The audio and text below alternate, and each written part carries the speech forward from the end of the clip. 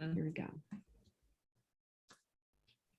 So Dana and Courtney, I'm so delighted to have you here today. I'm really interested to understand more about what it is you do and your entrepreneurial journey. So tell us a little bit about yourselves.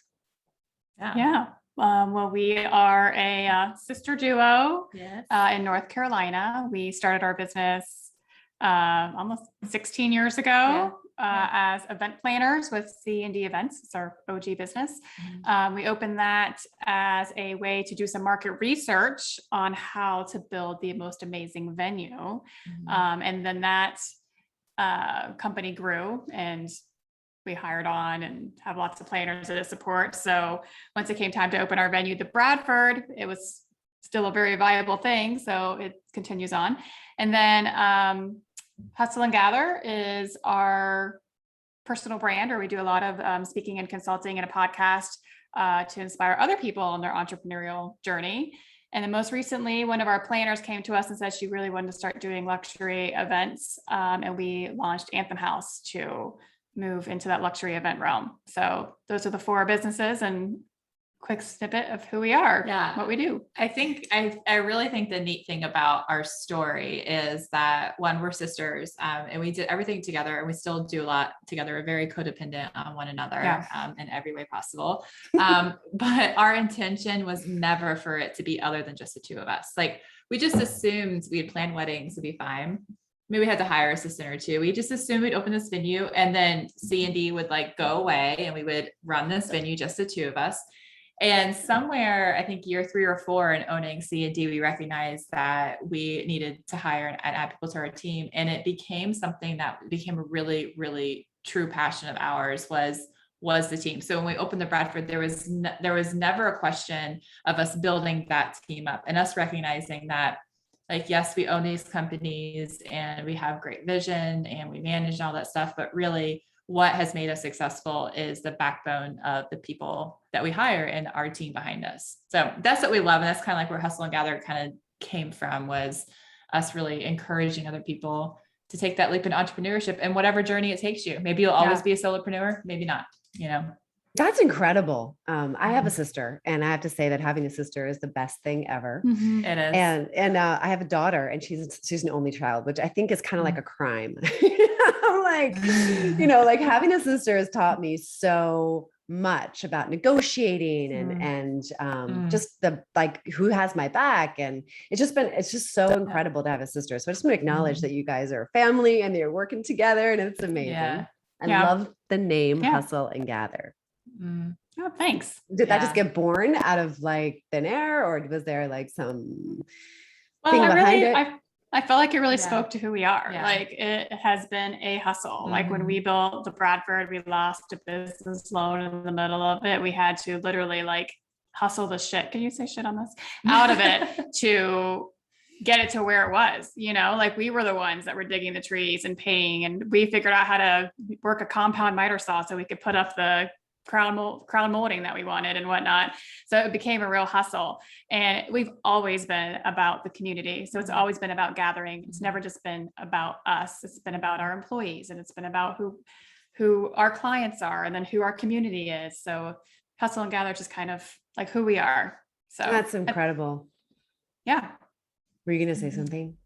Yeah, I was just going to say that for us, like, we really just wanted to pay it forward. I feel like when we broke into the industry, we were just kind of met with not open arms, I guess I could say, because there just wasn't that community there. In the industry where we're in the market, it is so community based and like the dearest people. And for us, I feel like it's really intimidating, like breaking into an industry. And we just really wanted to encourage that gathering and saying like, yeah, we're hustling hard. And sometimes we're hustling after that same client, but at the end of the day, it's about the community that we create.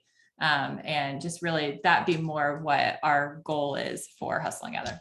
That's beautiful. And humans will always gather throughout time, every culture, we've always gathered. And it's usually been around entertainment. Sounds like what you guys do is a lot of fun, by the way. Yeah. It's But fun. we've always gathered, right, around commerce, around trade, marketplaces. It doesn't matter where you are on the planet, it's happening. And during COVID, that's really shifted. So how are you guys cultivating community? I mean, your podcast for sure, the events, which probably have taken a new form, I would imagine, in the last year and a half or so. But I'm just curious about when you talk about community, what it is that you use to cultivate community and build community. That's a great question. I think first off, it's transparency and it's honesty. I think that no relationship is forged out of lies that can sustain anything. And I feel like and it's really hard in our culture now, because not that social media isn't honest, but social media isn't truthful. It's very much just your highlight reel. It's very much, let me tell you all my successes. And I can show you this beautiful wedding that I've done, right? And I can show you this amazing success I have. But what they didn't see is all the failure that I had leading up to that, maybe in that specific wedding, but maybe even in business. Like the reason why I did so well at this event was because I failed 5 times before, but you don't hear about that failure. And I felt like for us, like we just felt like an island. Like we were just alone in this, like, oh, well, obviously something's wrong with us because we feel this way, because we're feeling burnt out, or because we can't figure out how to turn the profit this time. Like it just felt very isolating and very alone. And I feel like community is something like when we started getting transparent, when we started being authentic, when we started being real, is where that community came in. And so during COVID, it was very much like, let's drop all pretenses. I'm calling my planner friend. I'm like, what's going on? I don't know what to do. I don't know how to handle this. And not that I'm showing my weakness, but I'm showing the reality of it. And they in turn are saying, like, giving me great advice and also being real and being authentic. And it created such a sense of camaraderie and strength in our community. So that's, to me, what's really important to us. It's being authentic. It's being real. It's not sugarcoating things. It's not pretending like something isn't happening, but like, just being real about it. I love that. That's so true. And it's actually not very easy to do, because we're also preoccupied with trying to look good and avoid looking bad. But there's really no value in that, is it? It's actually creating more separation and not inclusive at all. So where in North Carolina are you exactly? The Raleigh area. Like right outside. Nice. Yeah. It's just such a beautiful place. Yeah. It's really magical over there. It is. It really is. And we're right by a lake, so it's great. That's so beautiful. And curious, because you guys have 4 businesses, you said, right? Yeah. A lot. Yeah. And how do you balance it? Like in terms of like your own self-care, like what do you do to recharge and resource yourself? Wow. I'm curious to see how Dana is going to answer this question, but I personally, she needs more of that. Do a lot of yoga. I do a lot of meditation, do a lot of introspection. And I think also like creating that margin, like you have to, like literally you have to, because if it can suck you up, like I can work 8 to 6 and not feel like I've made a dent in everything that I have to do, every day. So just making sure that you create that margin for yourself and prioritize it, I think is important. And like, just philosophically, like kind of like get down to the nitty gritty of like, philosophically, what makes you tick and what kind of business person you are. I know Dana and I have had this conversation in the past where it's like, for Dana, a stress-free night is her inbox being low. Like if there's something on her to-do list that she didn't get done, like it is better for her to stop what she's doing, get that thing done to be able to enjoy the evening. Whereas for me, like I need the time and the space, like I need the boundary around it. Like that would just lead to way more burnout, because it would lead to way more rabbit trails for me and I wouldn't be able to put it away. So just knowing what makes you tick, I think is important as well. Really solid advice. I completely agree with that. Whether it's your inbox or your kitchen sink, That's right. Yeah. My kitchen sink is empty now. that is absolutely. I do not like dishes in my kitchen sink. I know, like but my inbox, I can have 200 things. I can't. I know. I'm the same way. I can have 15,000 emails, literally. But if my kitchen sink is full, like I cannot function in my kitchen. Dana can function with like a full kitchen sink overflowing on the counters, and like I can. No emails in her inbox, and she's fine. Yeah. I love it. So weird. Yeah. So meditation and yoga are key, and knowing what you need. in order Mhm. to get into that space of clarity, and so you can resource yourself. What about you, Dana?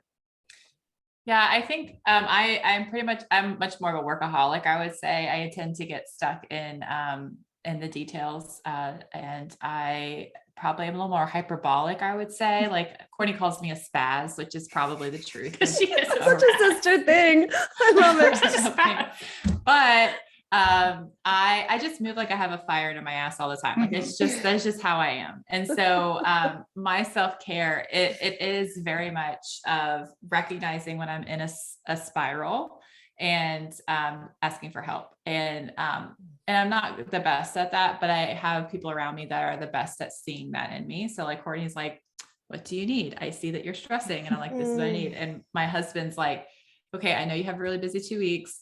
And he's like, this is what we're going to do. Don't worry about this. I have the kids here or whatever. Like, it's very much like I surround myself around people that help take care of me. And I know that not everyone is as lucky to have that, but that is something that I love to do. But I also personally, I give myself like at least 45 minutes when I get home, just to be like, just to sit and do nothing. Like whether that's scrolling Instagram, whether that's watching a rerun of Friends, whether that is laying in my bed, like closing my eyes for 15 minutes, I have to decompress because I don't have a commute really. My commute's like 5 minutes. So I don't have that time in my car to like kind of decompress, but I have to do that almost every single day in order to like not be mean mommy. And I know that's always like one of the reactions, right? Whenever I'm stressed out, it's like, that's not okay.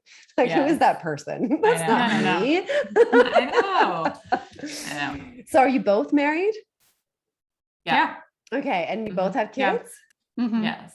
Oh, that's so great. That's so fun. But it also really demanding. We have 5 kids between the two of us. So, and they're very close together. So I have a 12-year-old, she has an 11-year-old. I have a 10-year-old, she has a 9-year-old. I have a 7-year-old. Yeah. So, and that too is like, it's crazy. It's like a daycare. Like when their kids are really young, we actually had a babysitter at the office on our salary. And it would be like, they watched all 5 kids. And we had like a play set. I mean, it was crazy, but I think what the really neat thing is that we are young moms. And so we had kids younger, and we have a lot of people in our industry now that are starting to have babies. And it's been really amazing. Even that community, people coming to us like, well, how did you do this? Yeah. Like, how did you take your maternity? Like, how did you create this boundary? Like, it's such a neat opportunity to be on the other side of that, like not having newborn babies, not nursing, all that stuff, and being able to be a source for people to help them get through it. Cause it's really hard. It's really hard to be an entrepreneur and a new mom. Yeah. Thanks for saying it. It really is. But your kids now are in this like magic time. I look at like 7 to 11 is like the magic time. My daughter is almost 17. So, okay. It was just such a magical time where they're just embodying themselves, and they have these, I don't know about your husbands, but like at least their moms, they have like this understanding of what hard work is and what entrepreneurship means, because I think kids of entrepreneurs actually think about life and the world differently. That's my premise at this point. Yeah, because they're not accustomed to the 9 to 5. They see mommy working late at night and on the weekends. They don't even know what that's like in terms of like, a kind of I guess bureaucratic, maybe red tape. I don't know. Like, I don't know how to say it in the right way, but she just does. My daughter doesn't even, and I don't think about that. Both my parents were entrepreneurs. My grandparents on all sides were entrepreneurs. And, I can't see any differently, but you guys notice that about your kids too? They see the world a little differently. I think that it helps them to realize that they're capable of a lot. Yeah. But also they're one of many. I think all of our kids, as egocentric of a time as being a kid is, they understand that they're part of a greater community, right? They're part of something bigger, and it's not always about them. And they have to make sacrifices. We can't make it to every game. We can't make it to every practice. We try, but it's sometimes not possible. And they understand that, So I think that it's important for kids to realize that you're not going to curtail your life or curate your life around another human being. So they don't have that expectation as an adult that someone's going to create their life around them. Because I think that's a really big pedestal to fall when kids get older and you become an adult, you're like, what? It wasn't all about me. I was pretty sure you told me it was. And I think as children of entrepreneurs, they get that really early on. Yeah, I completely agree. And it's really challenging. It's been really challenging for me because I came from a family where my mom did everything for me.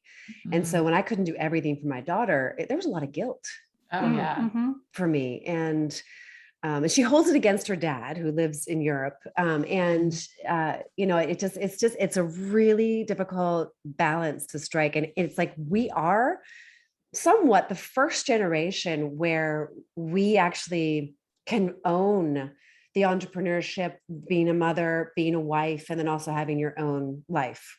Mm-hmm. Yeah. And there are a lot of competing demands and a lot of confusion. You guys don't seem confused at all about it, which is pretty amazing. There is some, yeah. I mean, I feel like the mom guilt is so real. And I think for me, where the guilt came in more and where I feel like I'm getting better, and it's really tied to the very beginning stages. We were not independently wealthy. We weren't given a trust fund to get started. It was built literally on our backs. And like Courtney was talking about, hustling, like in the middle of it, we were cashing out 401ks, you're putting stuff on credit cards. I mean, terrible financial decisions, terrible. Don't do that, anybody. That's not worth that. But it was really hard. And so I feel like in the middle of it, I was stressed out. I was working 80 hours a week. I wasn't seeing my children, but I wasn't making any money either. I was stressed about the bottom line and not making that profit. And so I had an insane amount of guilt that, like, I'm not even providing a financially secure life for my children. Right. And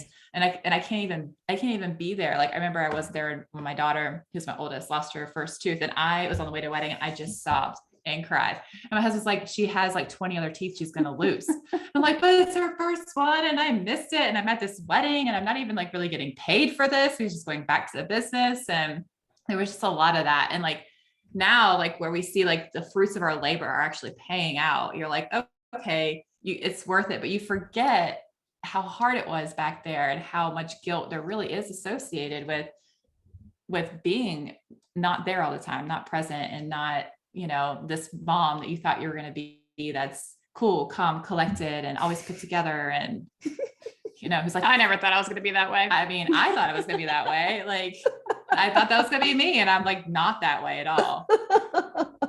I really appreciate your honesty, because the women who are listening to this right now can relate. And I think the women also in the audience are not romanticizing anymore about entrepreneurship. But if you had any advice for them along the way, what might it be? Like, are you saying for moms in general who are entrepreneurs? Yeah, moms who are entrepreneurs, and women who are being bold enough to be entrepreneurs and lead audaciously. Yeah. I mean, kudos to you, period. Sometimes I think you just got to drown it out. Like, I think that you got to put your blinders on. You can't look at the side, like what other moms are doing or other entrepreneurs, and be true to you.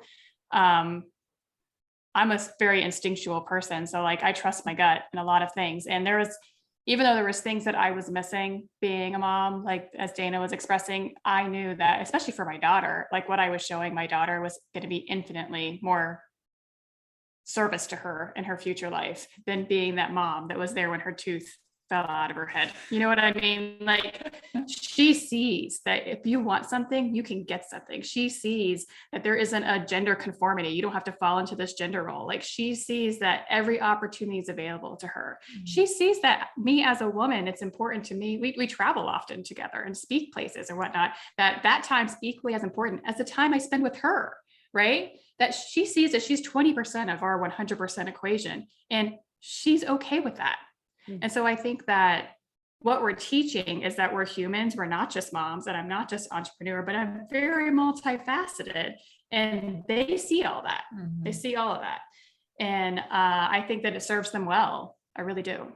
So don't give in to like what the person's doing beside you. Don't look at it. That's their life. That's their journey. It's not your journey. And what you're doing is going to be valuable. Brilliant. Love it. For me, I love this. This actually came from a friend of ours. She wrote a book called Permission Granted, and she uses this phrase, take up your space.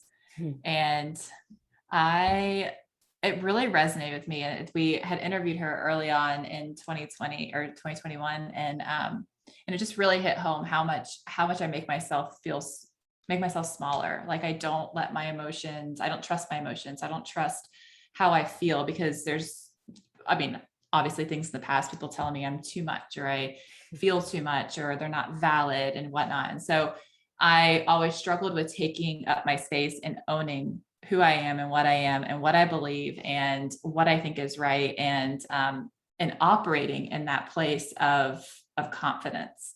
And so it's something I've been working hard really on this year, but it's something whenever I talk to a new mom and they say something, they're like, I'm just crazy. I'm like, you are not crazy. Your feelings are valid. You are valid in the fact that you feel this way. Like feel those emotions, lean into those emotions, let them fill you up, process them, and then let it go. Like, let it take up your space for that moment. Like, don't push it away. Don't make yourself smaller. Don't minimize what you're going through. I mean, there's so many times people say, how do you do it? I'm like, oh, it's fine. It's great. Like we're just doing it. But there's times I'm like, dude, I don't know how I'm doing it, because I'm not sleeping and it freaking sucks right now. Like I'm like stuck in the weeds. I can't get out of it. And,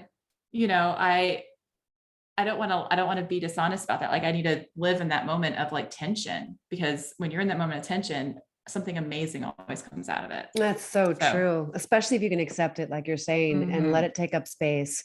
And I think where a lot of us falter is we start identifying with it. And then we hook into the story, and then we become a victim around it. Right. Yes, absolutely. And there's this like really fine line that you're so beautifully describing, where the totality of it is where the wisdom lies. Yeah. And it's exactly that has that velocity that moves you through and out onto the other side. But I think that's really important, because some of us just like go down that rabbit hole and we stay stuck, and that is just a drag for everyone. Yes, absolutely. Very true. Oh my goodness, it's been such a delight. This time has flown by. It has. How can our listeners learn more about your podcast, about your work, hire you for speaking engagements? Like where should they go and what should they do? Yeah. So if you go to www.hustleandgather.com, it will link you to the podcast, speaking. If you want to see all of our businesses, go to candevents.com. It has everything that we do linked on the bottom of that page. So. Excellent. Thank you so much for your time. And I hope our listeners, all of you got some gems out of this. I know I did. And see you soon. It's been wonderful. Thank you so much. Thank you.